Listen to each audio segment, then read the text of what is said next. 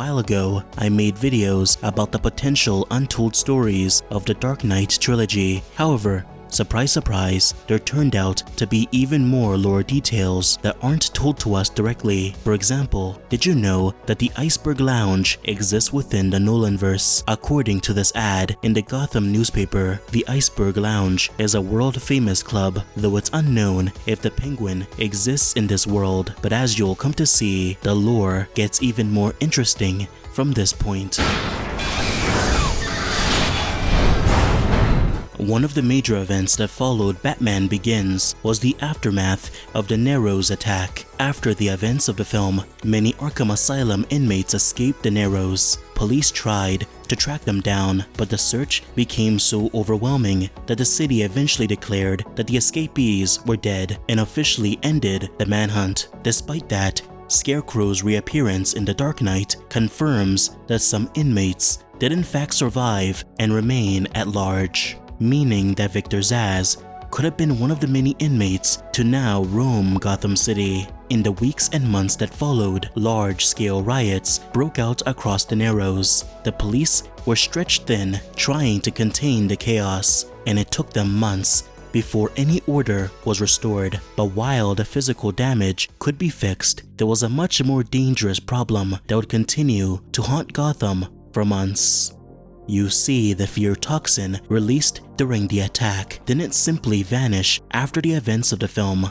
Dr. Crane had been steadily pumping fear toxin into the city's water supply for months before the attack had even taken place. As a result, those who fled the Narrows unknowingly carried traces of toxin with them, spreading it throughout the city. This led to what many have begun calling a fear-induced epidemic. Citizens started experiencing sudden and unexplained psychotic episodes, calm and stable one moment and then completely unhinged the next.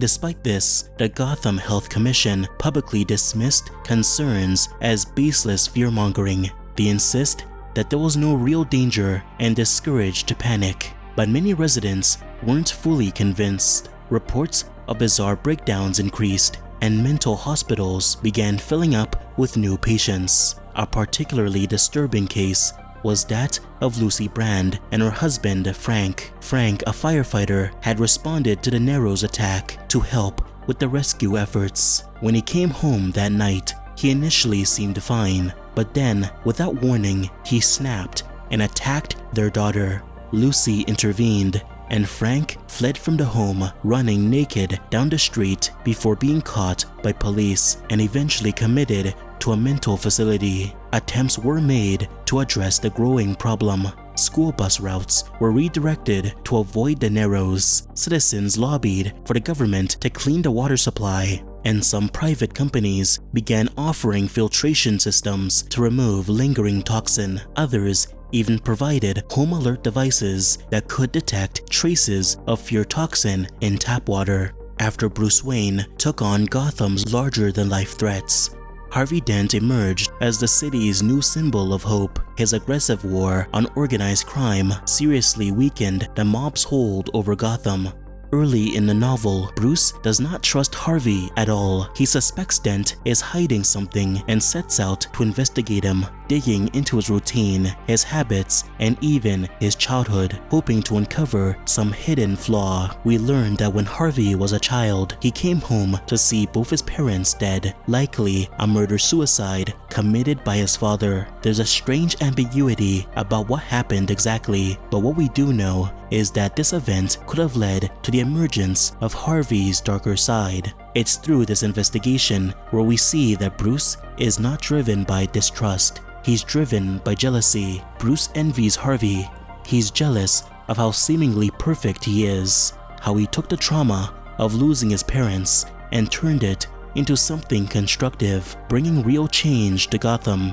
Deep down, Harvey represents the man Bruce wishes he could be, someone who endured pain and found a way to heal the city without a mask. This entire arc also highlights Bruce's troubling tendency to cross ethical lines, using his wealth and resources to pry into someone's past, not because they pose a threat, but because they make him feel inadequate. revealing a more insecure and evasive side of his character. One of the first major crises Batman deals with after Batman Begins is a brutal mob war between 3 crime syndicates. The turf war was violent and devastating, with countless innocent lives lost in the crossfire. Batman did his best to contain the situation, breaking up ambushes, stopping shootouts, and protecting bystanders whenever possible. But he couldn't fight the war alone. He also teamed up with Jim Gordon, who had taken over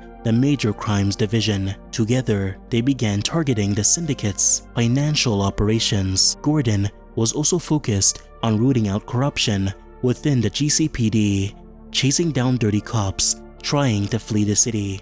The Dark Knight doesn't outright tell us much about the Joker's origins, but there is a lot we can figure out. He thinks he can sit it out and still take a slice. I know why they call him the Joker. What we know about the Joker is that his name is pretty well known in Gotham's criminal world. Some mobsters like Maroni have heard of him, so his reputation has definitely reached the top levels of the underworld, but not enough for them to take him seriously. Two-bit whack job, wears a cheap purple suit and makeup.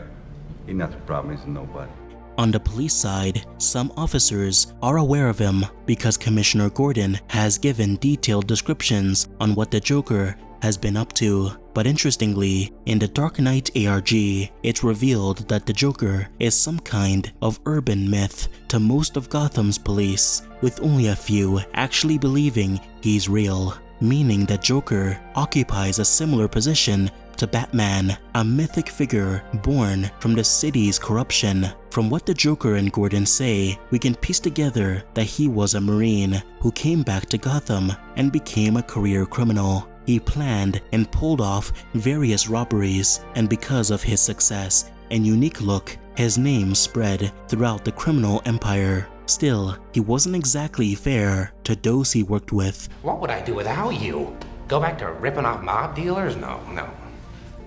Considering the corruption in Gotham's police during Batman Begins, it makes sense that the Joker was low on their radar. It's also possible that he lived a relatively comfortable life during Batman Begins. At that time, Gotham was in such a bad state that the Joker possibly didn't feel the need to push his own ideas on the city.